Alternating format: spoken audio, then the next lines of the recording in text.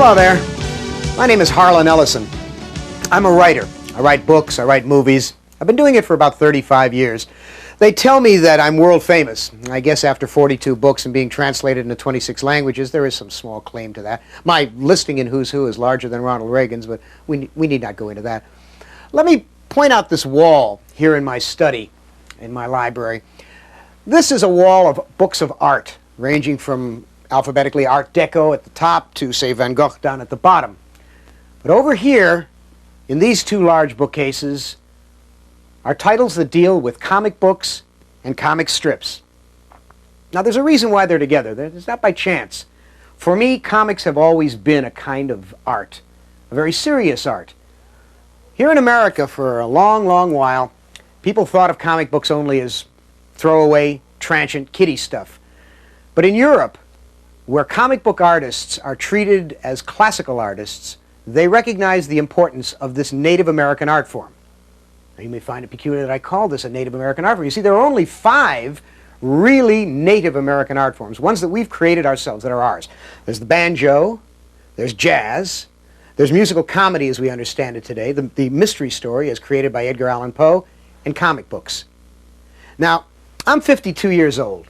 And I've been reading comics since, I don't know, I guess 1938 when I bought my first one, which was maybe World's Fair comics with Superman and Batman.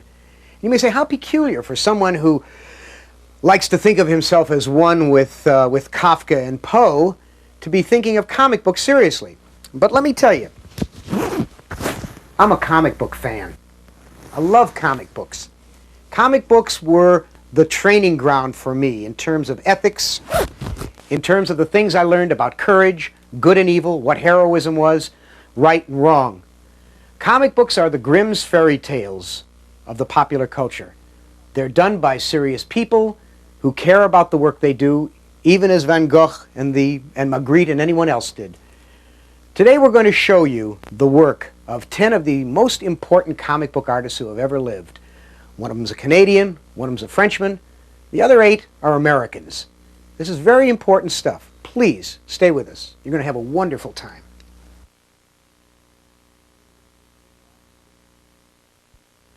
Picture this, if you will. You're looking across a distance of water at 2 men standing on a bridge far up in the darkness above you. One of them lights a cigarette. Then the cigarette gets thrown over the bridge and the light comes toward you. One of the men hands the other a piece of paper. The first one looks at it, tears it into shreds, and throws it over the bridge. Then pitches the first man over the bridge. As the body falls, the camera comes past you, and the pieces of paper spell out the words, "The Spirit." What I've just described to you is the kind of cinematic visual that a man named Will Eisner created for a strip called The Spirit. Will Eisner produced this strip in a Sunday supplement for years and years. Today those strips are being reprinted, and they're as fresh as they ever were. Because Will Eisner is, I suppose, the O. Henry of comic books. Every one of his little stories is complete, beginning, middle, and an end with a punch that'll kill you. As far back as the 40s, when he had the Eisner-Iger Studios turning out page after page of comics, and then he went on his own and began doing The Spirit, Will Eisner has been one of the motivating forces in the genre of high art in comic books. Today he does graphic novels, A Contract with God, Life Force. These are very special books that take place in the big city, the gritty film noir kind of city that James M. Cain wrote about and that Dashiell Hammett wrote about. Will Eisner is a talent that appears once every 100 years. I've always written genuinely. For me, it was writing short story. The Spirit was somewhat different than what I had done before, or different in my mind from the average comic book hero. I wasn't really so much interested in creating a hero of enormous proportions like Superman or Batman or any other superheroes. I was more interested in telling short stories, or telling stories, or exposing an outlook. My main interest is the human condition. It always has been, and I fancied myself in a position to be able to write with my medium. Now, sequential art is a valid medium. I called it sequential art for want of a better name. I've always been annoyed from the very first day of my involvement in comics at the use of the word comics. Because comics is a misnomer. Comics should not be comical. They should not be necessarily funny, as in the case of funny papers.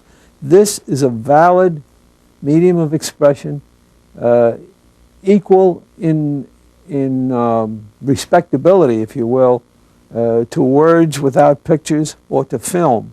I compose the page with as a single unit in itself, almost like, again, I refer to music as really a best example of what I do. Each page has a rhythm to it. I deal in timing. I'm concerned with the amount of time it takes for a character to move from panel to panel. My main concern is not display. I'm not interested in that. I'm interested in a series of moving images captured at their moment of prime motion to tell a story. I want to convey tears. I want to convey anger. I want to convey the subtleties that people who write with words only are able to convey more easily.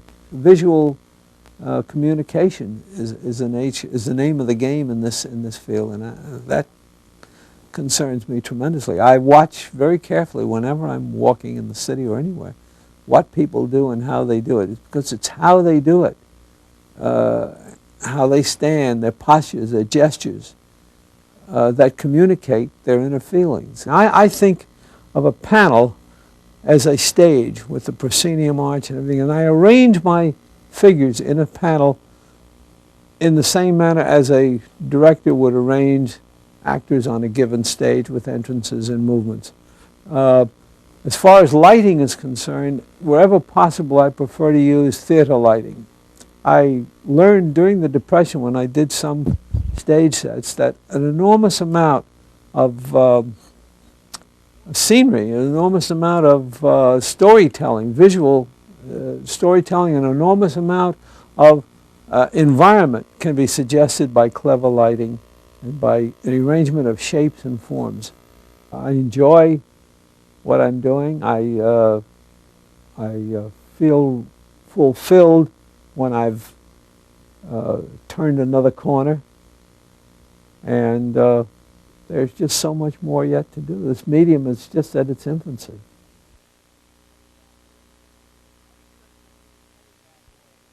Harvey Kurtzman is the Peck's bad boy of comics. He is to dangerous satirical humor as Attila the Hun was to good table manners. Since the 1960s, he's been firing smart bombs into our cultural self-image in the pages of Playboy with a strip called Little Annie Fanny, created in collaboration with Will Elder. But back in the dim, dark 50s, he was one of the seminal creators, writers, and artists who brought us Mad magazine. Mad began as nothing more than a comic book, one of those throwaway items that has now become a universally known element of the American literary scene. In the years following Mad, he created and he artistically controlled such magazines as Trump, Help, and Humbug, where he was sharp enough and influential enough to publish the first work of such underground artists as R. Crumb of Fritz the Cat fame, and Terry Gilliam, one of the Monty Python group, is now the director of such amazing films as Brazil that owe such a large debt to Gilliam's comic book origins, guys like Jay Lynch and Skip Williamson. And because of this influence, Harvey has been called the father of the underground comic. I guess because of the potent influence Mad has had on 3 generations of American youth needful of satirizing the adult world, Kurtzman remains, to this day, one of the outstanding social critics, on a par with H.L. Mencken, Will Rogers, and Thomas Nast, the political cartoonist. He makes us laugh till it hurts, and more urgently, he makes us think till it hurts. I came upon the Mad format because it was something that I did easily. I'd been doing all my life. I was known as the funny cartoonist in high school, the guy who used to do cartoons for everybody, make everybody laugh with cartoons. I mean, that's the way I got my my reason for being in high school. So I suggested that we go to a funny format. I was originally inspired by a couple of college yearbooks that I came across in somebody's garbage pail, I guess. And this was a revelation. The college yearbooks had been doing the kind of satire and parody that I wanted to do for years. Essentially, we did Mad for ourselves, so it became a very personalized effort, and we did very intimate things in our work.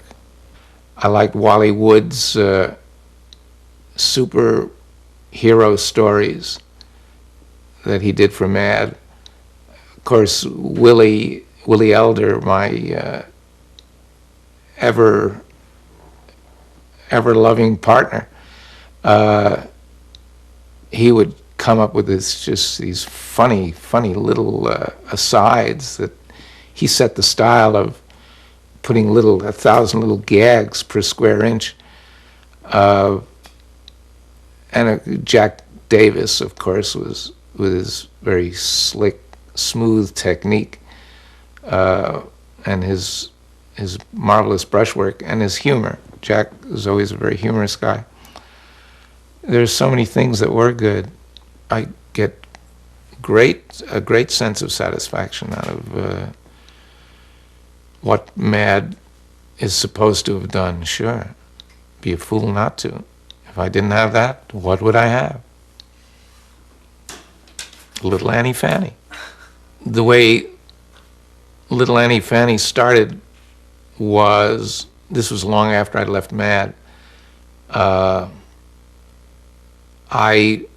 been doing a comic strip for my own magazine, a magazine called Help. It was a comic strip called Goodman Beaver. Goodman Beaver was inspired by Voltaire Candide, you know, the boob that goes through life trying to think the best. So I went to Hefner and I said, what if we took my character and turned him around?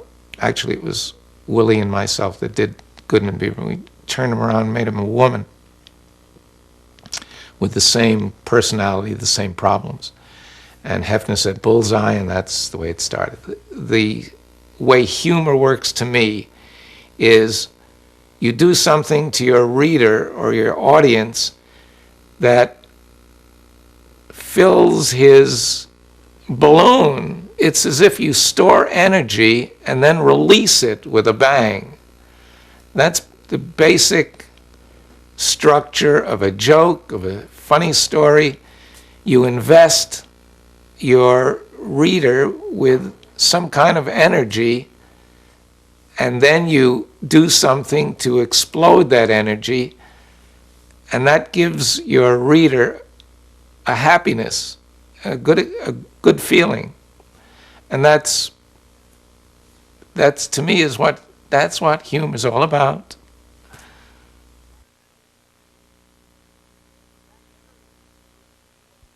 Jack Kirby is an important name for you to know because Jack Kirby's career spans the entire history of comic books, from the early 30s right up to today. Jack Kirby, when he began, had one of the most energetic styles of any artist. His work practically leaps off the page at you.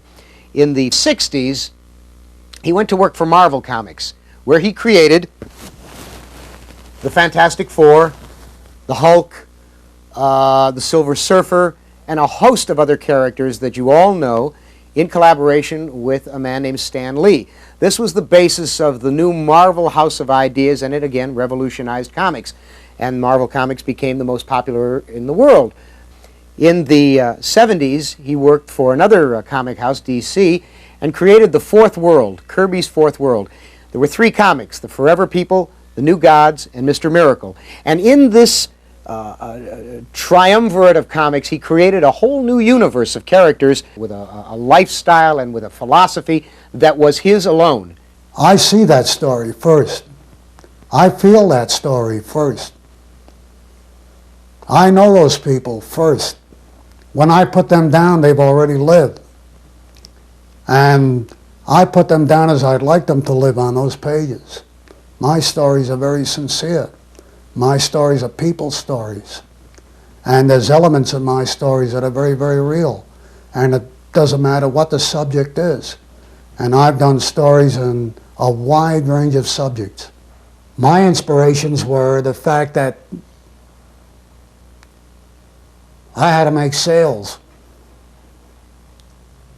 and I had to come up with characters that were no longer stereotypes. In other words, I couldn't depend on gangsters. I had to get something new. And of course, for some reason, I went to the Bible. I came up with Galactus. And there I was in front of this tremendous figure who I knew very well because I've always felt him, and I certainly couldn't treat him in the same way that I would any ordinary mortal. And I remember in my first story, I had to back away from him to resolve that story. And of course, the Silver Surfer is the fallen angel. And when Galactus relegated him to Earth, he stayed on Earth. And that was the beginning of his adventures. And they were figures that had never before been used in comics. They were above mythic figures. And of course, they were the first gods. And I began thinking along those lines. And the new gods evolved from those lines. And I began to ask myself, everybody else had their gods, what are ours? What is the shape of our society in the form of myth and legend? Who are our gods? Who are our evil gods? And who are our good ones? And I tried to resolve them in the new gods. And I came up with some very, very interesting characters and very good sales, which satisfied me immensely. Now, I didn't resolve the questions. I'm a guy who lives with a lot of questions. I say, what's out there? And I try to resolve that. And I never can. I don't think anybody can. Who's got the answers? I sure would like to hear the ultimate one. But I haven't yet. And so I live with a lot of questions. And I find that entertaining. I find that entertaining. And if my life were to end tomorrow, it would be fulfilled in that manner. I would say the questions have been terrific. The comic book medium itself is special. It's something that was, that's a result of evolvement. From what I understand, the editorial comic was first. And then they added a few panels to that and you had a comic strip. And they added a few pages to that and you had a comic book. And what we can add to the comic book, we may have to think about that. So I believe that's the interesting part of the entire field, is to say, what is it? Where is it going? How it'll evolve. And we experiment with that every day.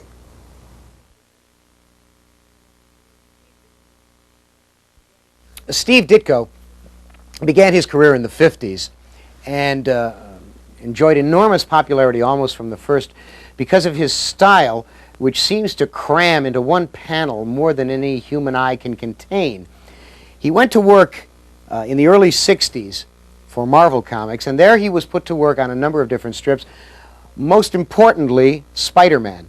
And the quality of his art and the peculiarity of his art, the individuality of his art, made it the most popular costumed hero in the field very, very quickly.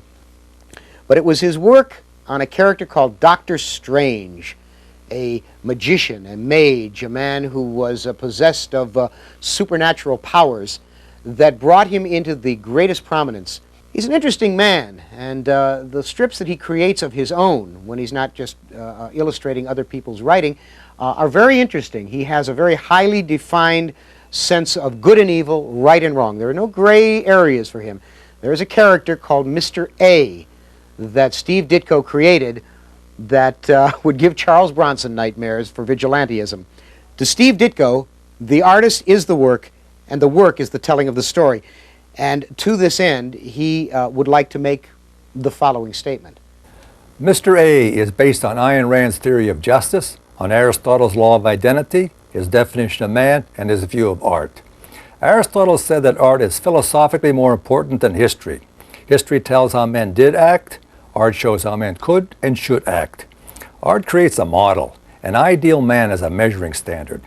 Without a measuring standard, nothing can be identified or judged, but everything can be measured. Disease and sicknesses are measured by a healthy organ or body. All measurement requires an appropriate standard. With it, one can measure down to atoms, up to the stars, and the changes in the character of a man. Aristotle defined man as a rational animal. Rationality is a potential that has to be actualized by choice and the right thinking method of logic applied to reason.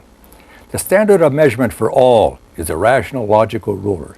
It objectively measures the rational and irrational thinking. A hero measures a man at his best in the worst situations. A hero is a man admired for his qualities or achievements and regarded as an ideal or model. Aristotle formulated the law of identity. A is A. A thing is what it is. It has a specific nature and identity. The truth cannot contradict itself and also be a lie. Mr. A's black and white card symbolizes the law of identity. It identifies the two moral potentials possible, the good and the evil, and by one's chosen action, the best or the worst potential can be actualized. The card is also a symbol of justice. For Ayn Rand, justice is objectively identifying a thing for what it is and treating it accordingly. No one gets the unearned. The innocent is not penalized, the guilty is not rewarded. The card is a refusal to violate the root of justice, the law of identity, by a gray compromise, a refusal to sacrifice the good to the evil or to accept any part of the evil as a greater good. Society has its admirable people, its heroes. They are found in all professions. But hidden by the complexities of society, they are not as clearly defined, not as understood, and not as effective model as a story with two opposing forces of right and wrong in a dramatic presentation, revealing the character's choices and actions that identify them and lead to a just ending where the hero and the right view of life wins. Early comic book heroes were not about life as it is, but creations of how a man with a clear understanding of right and wrong and more courage chose to act, even if branded an outlaw. He dispensed a better justice than a pervading legal moral one. He was a moral avenger. He was not like everyone else, not the average, the common, or the ordinary man. He was the exceptional one, the uncommon one, the one doing what others were unwilling to do, regardless of the opposition and consequences to himself. His success provided a better model. Through a hero, one could identify the foolish, the corrupt, and the guilty. A lead character can be better or worse than society's best model, and if a man with proven better qualities appears, then a new measuring standard for men and society is established. A hero is a model for everyone, but not everyone is willing to act at his best. A less demanding model, blending good and bad, is more comforting, easier to accept. For the self-flawed, an anti-hero provides a heroic label without the need to act better. A crooked cop, a flawed cop, is not a valid model of a good law enforcer. An anti-cop corrupts the legal good, an anti-hero corrupts the moral good. Both corrupt ideals. Both choose the flaw over the perfect. The perfect is identified and measured by what is possible to man. A perfect bowling score. A perfect response accepts the truth and rejects the lie. The perfect hero on principle says yes to a true identity and no to a contradictory one. Ruled by justice, he treats every identity as it deserves. He is the actualized potential for good in its purest form, a true moral measuring ruler. He is the most human and deserving of respect. Today's flawed superheroes are superior in physical strength, but common, average, ordinary in mental strength. Rich in superpowers, but bankrupt in reasoning powers. They are perfect in overcoming the flawed supervillains, saving the world, the universe, yet helpless to solve their common, ordinary, average personal problems. It is like creating a perfectly physical adult with the reasoning limits of a 6-year-old. The creators of flawed ideals believe that no real difference exists between a flawed hero and a flawed villain.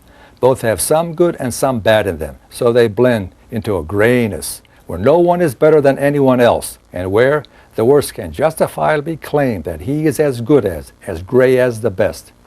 If it is impossible to know what is true and to do what is right, then the flaw, the worst, will be the new standard of good. Man will be defined as a flawed, anti-rational animal, and all that corrupts and harms life will be the new virtues. Like deliberately flawed eyesight, where self-blindness is the ideal, anti-life behavior will be the new standard for living. The resentment against the perfect hero is a resentment against A is A, against the integration of truth and behavior, against the non-contradictory identity of a moral ideal, against reality and life's measuring ruler, a rational moral standard.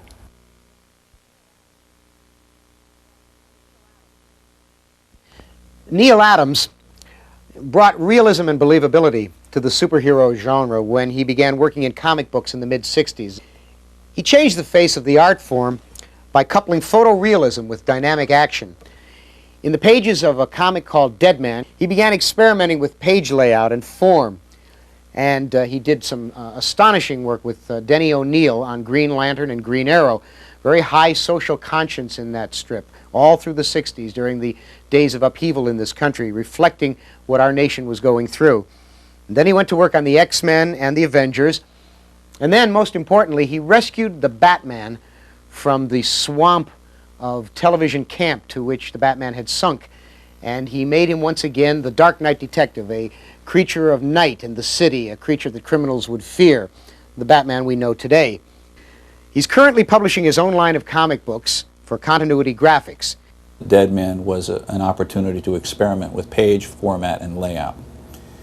And I got a little radical on it. I have to admit, it was probably totally rambunctious and out of order for me to do, but I think probably the opportunity to stretch the medium a little bit, to create compositions that were in a medium that was truly its own medium. It wasn't like film where you could only see one picture at a time. It wasn't like comic strips, which I had done for a period of time and I was limited to a certain format. Here was a big rectangular page and I could do anywhere between one drawing and 10 drawings on that page. And I could compose the page any way I wanted to. And I had certain attitudes about composing pages, which I had developed doing a syndicated strip, and I felt that I could lead the eye, that I could catch the reader and I could make him read the way I wanted him to read, that I could make him stop when I wanted him to stop by composing the pictures a certain way, that I could actually become one with the reader. If he was willing to go with me, if he was willing to read what I was doing, then I could, if I could just grab him by the throat, then he would follow and read in the way I wanted him to read. Dead Man was perhaps the most successful experiment in that area. You can read a Dead Man comic book and you almost unconsciously know when I want you to slow down or when I want you to speed up. You almost unconsciously know when I want you to slide through panels or when I want you to jump through panels. Just as a director will handle a different type of story a different way, our job as the artist and writer at times is to tell the story the way it suits the story. After all, as Shakespeare would say, the play is the thing. It's not the artist, it's not the director, it's not the producer, it's the story. If you're not faithful to the story, if the play isn't the thing, then why are you doing it in the first place? Well, in comic books, as with film, as with everything else, we're all servants of the story. We can warp the story, we can make it incorrect, or we can do it in a way that we believe is correct. If people agree with us, they'll like it. If they don't agree with us, they'll hate us. And in my case, I've been very lucky. People have liked the things that I've done. Batman was originally created by Bob Kane and Bill Finger and Jerry Robinson as this creature of the night who would scare the bejesus out of anybody he ran across, and criminals in particular. Whether or not he was right or whether this would work, that's what he did. That was what Batman was all about. And that's what I tried to return him to. So I think that one could say that Frank Miller, working on Batman now, has done more to make a more solid character out of Batman. At that time, at the time I entered my little editorialism into it, what I did was I brought him back to what he was supposed to be. Now people are playing with it within that framework, and I think doing a very good job. A comic book is as good as a writer who's sincerely talented and tries hard, and an artist who is very talented and tries very hard can make it. That's how good it can be.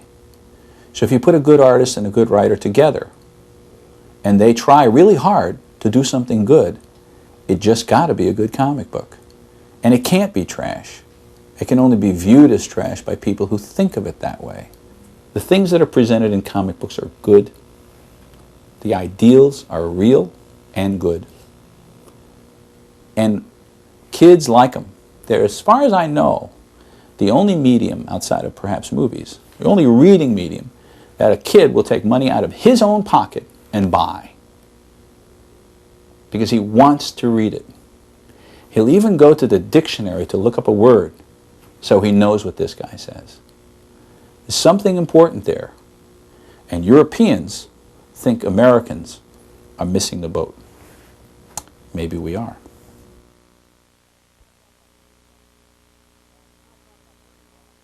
I want to talk about Bernie Wrightson. He's been called the master of the macabre.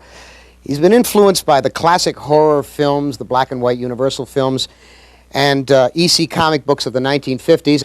You probably will know Bernie Wrightson best from a comic book that he created with the fine writer Len Wein called Swamp Thing, which is one of the great myth images in comic books today. This is a man whose work is filled with demons and monsters and ghouls and aliens and werewolves. And in black and white, he has illustrated the works of Edgar Allan Poe and H.P. Lovecraft. He did two projects with Stephen King. One of them was a comic adaptation of George Romero's film Creepshow, and the other is a book called Cycle of the Werewolf, which you may have seen as a movie called Silver Bullet. But Bernie's most important work was his interpretation of Mary Wollstonecraft Shelley's Frankenstein, in which he visualized the monster using only the novel. Essentially what I was trying to do with the illustrations in Frankenstein was I was trying to limit myself to the techniques that were in use that at the time that the book was originally written, say around the beginning of the 19th century, which would have been steel engravings or woodcuts. I was trying to pinpoint an archetype.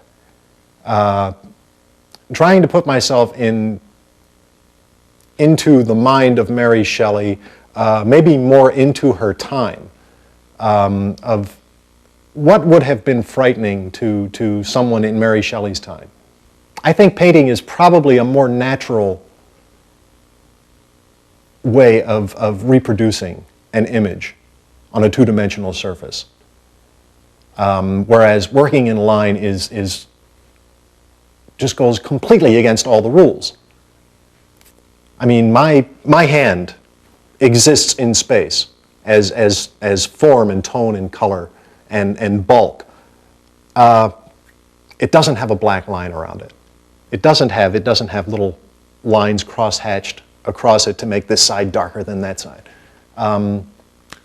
So working in line, working in black and white is much more of an abstraction than working in color, than painting.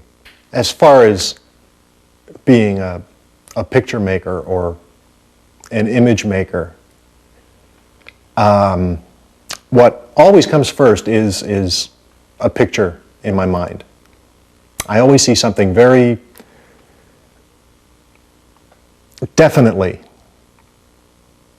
inside. I always see it exactly the way I draw it. And the finished product is almost always like I had an opaque projector that was in my head projecting out through my eyes on the paper, and all I do is trace the picture that I see. When the Batman made an appearance in the Swamp Thing series, that was an awful lot of fun for me, because I had been wanting to do Batman for quite a long time, but I didn't want to do Batman in his own book, in his own story, and this was perfect for me, because now Batman could be a guest star in my book, and I felt that since he was just a guest in my little universe, I had total control over him. I could do anything with him that I wanted. So I decided to make his ears 2 feet long and to make his cape 30 feet long in certain shots where it just looked good to have this huge tent of a cape blowing in the wind. And nobody argued with me, you know, because it was my interpretation. It was the Swamp Thing lived in his own little universe, his own kind of alternate universe. And the Batman comes in, and it's like walking through a distorting mirror or something. And Batman had to bend to the rules of this universe, and suddenly become, you know, this very, you know, kind of twisted, monstrous thing. Horror is different things to different people, I think. To me, in spite of my drawings of monsters and the creeping dead crawling out of their graves and vampires and Frankenstein's monster and whatnot, horror to me is an image of a well-dressed man standing on a corner waiting for a bus, and everything about him is absolutely perfect except there's a spot of blood on his shoe.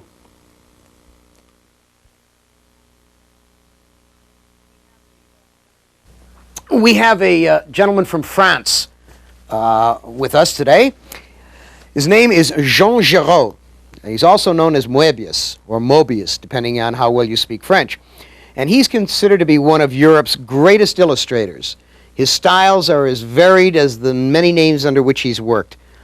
But as a comic book artist, he first came to prominence with Lieutenant Blueberry. It was a vast epic that was filled with all the myths and glorious characters of the Old West, which have fascinated Moebius. In the late 60s, under the name Moebius, Giraud began illustrating a line of French science fiction books and magazines, and his style was an epiphany for people in Europe and in America. In the early 70s, he returned to comic books with a number of seminal breakthrough science fiction and fantasy stories that were later to influence an entire generation of new artists. For the pages of Metal Hurlant, which is a French graphic illustrated magazine, and Metal Hurlant literally means screaming metal, he created new fantasy sagas such as Arzak and The Airtight Garage of Jerry Cornelius. His influence then spread to America when the people who published the National Lampoon brought out their version of Metal Hurlant, a magazine called Heavy Metal, which is still being published today. He's currently living in America, and he continues to explore new concepts, new dreams, and experiments in very strange storytelling. I arrived at the name Moebius because I had two styles so different. And when I did that, I was very young, and for me it was a kind of joke, you know, and I wanted to do that maybe for a few times and maybe change the name every time.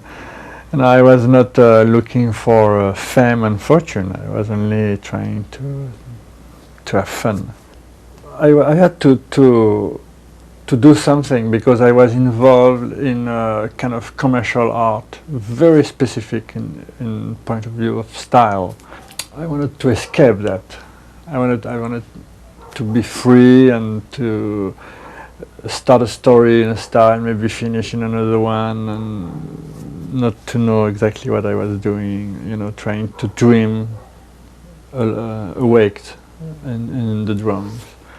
So I had to find another signature to do that.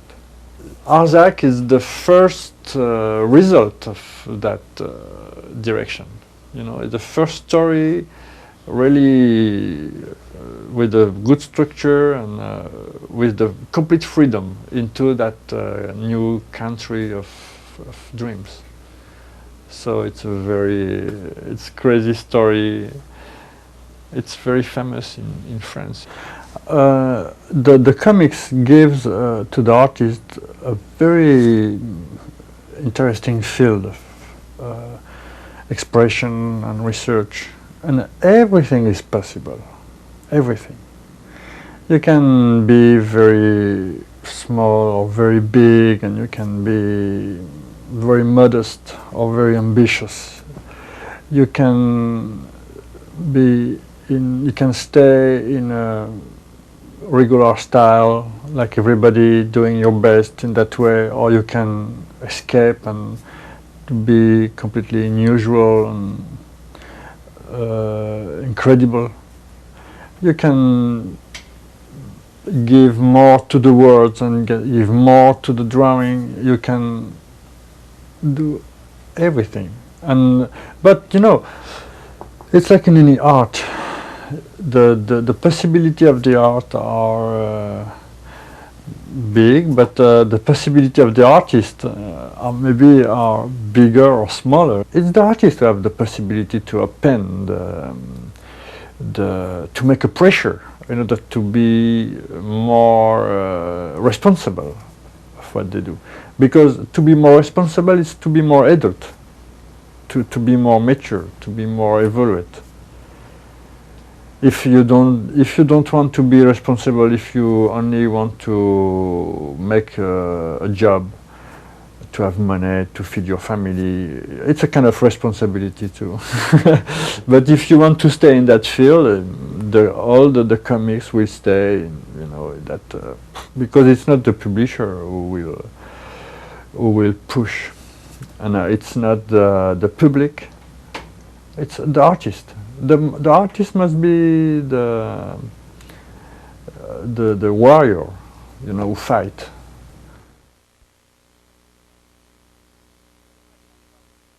I want to tell you about my pal Frank Miller. This is a name you're going to know because you'll have seen pieces in Rolling Stone, the New York Times. Frank Miller burst on the scene in comics in the 70s. He got tired of looking at comic books in which the superhero was taken for granted. He began by working on a comic book called Daredevil, which he reinvented and brought from the depths of no sales right to the peak of popularity. After his success with Daredevil, he created a book of his own called Ronin, which is a fully realized futuristic novel that goes all the way back in time to ancient Japan and all the way forward into an Orwellian 1984 kind of future. And he revolutionized what comic books looked like by utilizing the best paper and coloring processes.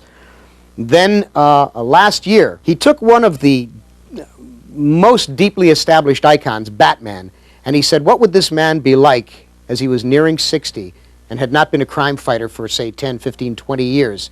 And he did The Dark Knight Returns, which is now a book published by Warner Books that is an astonishing document. It revolutionizes comic art, and it revolutionizes the way we think about comic books. This is Frank Miller. He's hot. You better take a look at him. We've got to keep in mind that the main image people have of superheroes is Adam West playing Batman on the old TV show. That's what had to be overcome. But the idea itself is valuable, and it's also a hell of a lot of fun to write and draw. If you get it back to what the substance of the idea is, if you remember that Superman began as a common man against the forces of evil in the world, which were largely forces of authority back in the 30s. And you go back to when Batman was a vigilante who carried a gun on his hip back in the 30s again. You start seeing what a strong chord they can strike. Much of the stuff that Clint Eastwood, Charles Bronson, and others are doing now is kind of a right-wing version of those old comic books. And Dark Knight was really an attempt to take it back a lot in terms of its base, the basic meat of the material, and at the same time bring it forward in terms of the world it lives in and the kind of fiction that you can do now. I really enjoyed the idea of making him as old as his legend is, and letting it be a cranky old legend, this ravenous old hero. I wanted to bring back that hearty sense of malice that he had back in his origins. Ronin, for me, was absolute proof this can be a terrific field to work in, and that this is a great time to do comics.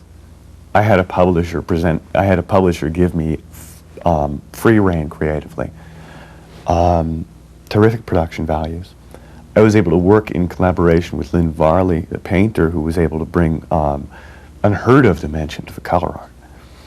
And I was able to charge into this form, into this project with this art form that's been in suspended animation for so damn long that most people don't think it has a that it could possibly be any good. And I was able to play with it. I was able to twist things around, to bring in subjects and themes and graphic methods from sources far-flung. On top of that, I had been exposed to what was going on in Japan in the comic books and in France. And the work of Mobius in France and the work of Goseki Kojima in Japan. Both of these collided on me at roughly the same time and came right out in Ronin. It was a playground and it was a nightmare, and it was a wonderful project to work on.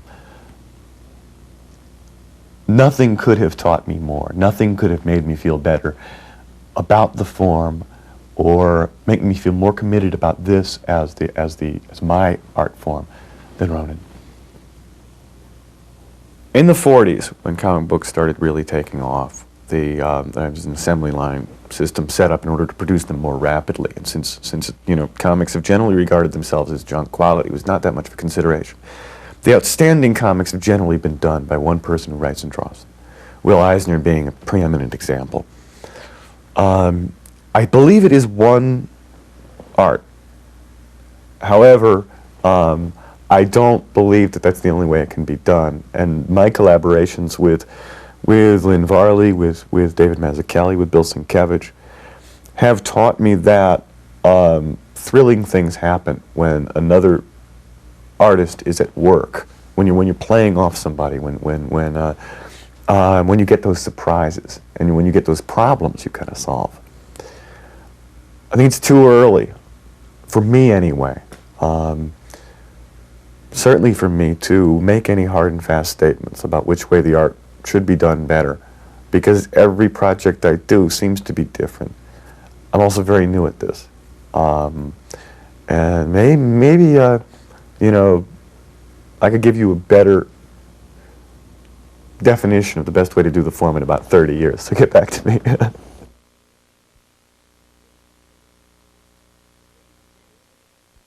Dave Sim has created a character. I'm not quite sure if you'll get this. He's got a character called Cerebus the Aardvark. This is a talking, barbarian, sword-wielding aardvark, and there's a whole universe that Dave has created for him. And Dave has done this as his life's work. He's committed himself to doing 300 issues of his comic, Cerebus the Aardvark. Every month, he publishes the book himself. Now, nearly a third of the way through this epic, Dave has already completed 3 full novels: Cerebus the Barbarian, High Society, which is a marvelous antic thing that features a character who looks like Groucho Marx, and Church and State, in which he becomes the Pope. The story blends elements of satire, humor, politics, popular culture, and mystery, supported by a unique cast of characters who move in and out of the book purposely and with motive. As entertainment, Cerebus succeeds on a lot of different levels. It's very sophisticated, and it's pure communication. It's a roller coaster ride. So anything that makes for a good roller coaster, I'll put in the book. There's very few things that I will dismiss out of hand. Oh, that doesn't belong in Cerebus. If you're making something your life's work, you're going to find a way to put just about everything that's important to you into it in one regard or another. And I'm finding that out of the 30-some-odd thousand people that read the book, most of them are pretty simpatico to that. I'm talking about their stuff, like I'm talking as a baby boomer. I don't watch adventure films. I don't watch genre films for the most part. It's 2 people in a room. For years, talking heads was a pejorative. I think David Byrne has helped a great deal in establishing, hey, that's what it is. I mean, if you're going to do a film or a comic book or any other entertainment, that doesn't have just two people talking, you're missing the whole essence of what's human. I mean, we are human because we sit and talk. How many fist fights does the average person get into in their lifetime? How many people go, you know, flying off their balcony? How many people get into a car chase? These become cliches in entertainment and virtually non-existent in real life, which to me makes it, you know, what makes that art then? Art is supposed to be something that speaks to the human condition, and you see very little of the human condition in most popular culture. The Cerberus the Barbarian part of the storyline is really a series of very short episodes. They're either single-issue stories or I think out of the first 25 there's a couple of 3-issue stories. Basically, we discover the character as a mercenary, thief, former tax collector, layabout, drunkard, gambler,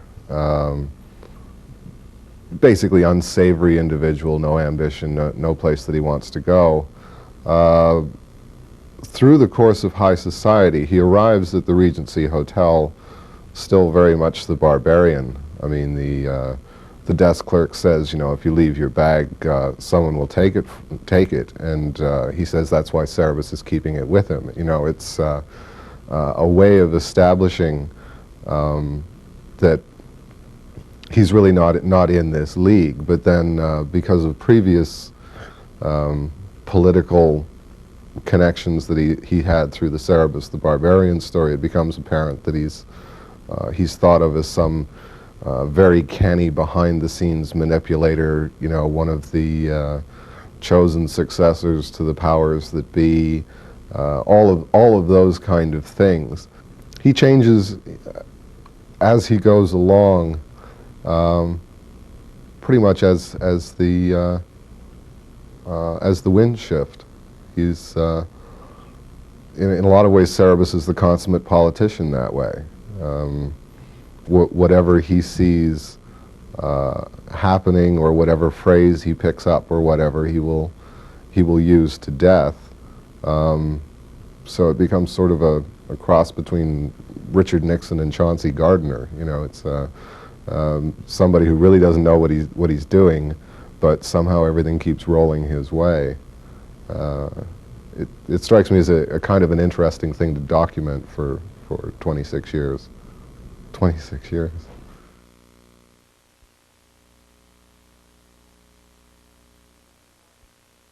An interesting artist is Art Spiegelman, who does not work in any of the ordinary forms that you associate with comic books. Spiegelman can be found these days on the pages of the New York Times Book Review, where a graphic novel he did called Mouse is getting serious attention. It's a book that examines the lives of his father and mother and his relationship with them. In the world of Mouse, Jews are drawn as mice, Nazis as cats, to depict the horrors of Hitler's reign. And these were incidents that were witnessed firsthand by Art Spiegelman's father, a survivor of the Holocaust. Spiegelman has always been on the cutting edge of comic book art. He emerged from the underground cartoonists of the 60s, and he co-founded the magazine Arcade in the 1970s. In 1980, feeling that there was no longer an outlet for new work by these artists, new and dangerous, daring, experimental work, he co-founded Raw magazine, which is an international potpourri of graphic storytelling and avant-garde printing techniques. Through Mouse, however, Spiegelman has been able to break new ground in the comic book medium because it has drawn attention to this form for an audience that would otherwise have ignored comic books. Serious-minded people who would read Jane Austen but who would never look at an issue of Daredevil have found Mouse and have found it to be art. When I took Mouse on, it was a result of feeling myself at a bit of an impasse. Over the previous 7 or 8 years, I found myself working in a more and more specialized way for an audience that seemed smaller and smaller, and that the things that were interesting to me were very hard to get across to people who didn't have the same background I had, the same way of understanding what's happening on a comic page. And although those things remained of interest to me, I figured, well, gee, if I keep going this way, I won't have to be doing stuff for print. I'll be able to just put it up on a wall somewhere. And the 10 or 12 people who are really interested in that will have to find that wall. So I figured, okay, I give up. If comics are about telling a story, I'll just sit down and make myself tell a story. It's such a long and involved process that it wasn't something I was eager to enter into just to tell one more escapist adventure story or one more joke. It was just too much work for that. So I had to find a story that was really important enough for me to enter into fully, and something difficult enough to keep me challenged throughout. And Mouse seemed like about the most challenging thing I could undertake. In Mouse specifically, I've approached it by wanting to be in the service of a story. And what that meant was trying to understand and structure and organize that story as fully as possible before I even started thinking about how it can happen box to box. I wanted to report on my father's past, and to a degree my mother's. I wanted to report on my relationship with my father. And trying to deal with those themes meant being a writer first and a cartoonist second, so that I found in Mouse the pictures are totally in service of the story insofar as I can make that happen. So they're very quiet compared to other comic books and compared to other things that I've done. When I'm drawing Mouse, I end up working on typing paper. I use a fountain pen and liquid paper to white it out. I want to feel like I'm writing, so I'm using stationery supplies. I'm drawing very small. The drawings that appear inside the book, which are whatever, 6 inches by 9 inches, something like that, are the actual size that I'm working, so that there's less of an intermediary. What usually happens is a cartoonist tends to work rather large, 12 inches by 18 or something, and in the process of printing it and reducing it, there's a kind of refinement. It ends up looking a little crisper, a little more, in quotes, professional, and the result is a distancing between the reader and the creator. And here I really wanted it to be more like the mark I make is the mark you see, so it would be more like picking up on a journal and looking over one's shoulder to read that journal. And to me, that's part of the intimacy the comics are capable of, and that intimacy is something that was very necessary for me in this particular strip. Since all we're really talking about is we're talking about words and pictures, they're plastered together somehow. A structure is made of those words and pictures, and that can contain a comics equivalent to Beethoven as well as a comics equivalent to Van Halen. It's open. All it really is a medium, and then it becomes as strong, as potent as the artists within it. And I'd like to see it move away from genre fiction. I'd like to see it move away from obsessive recapitulation of the same fantasies over and over again. So on the one hand, I'd like to see subject matter more reflective of what people's actual situations are.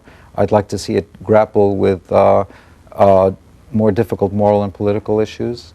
I'd like to see it deal with more personal issues throughout. And I'd like to see it develop aesthetically. I'd like to see people whose background isn't so solely drawn from comic books, that all that can be spit back is more comic books, third, fourth, fifth generation comic book vision. Something that has its roots more in reality, inner and outer.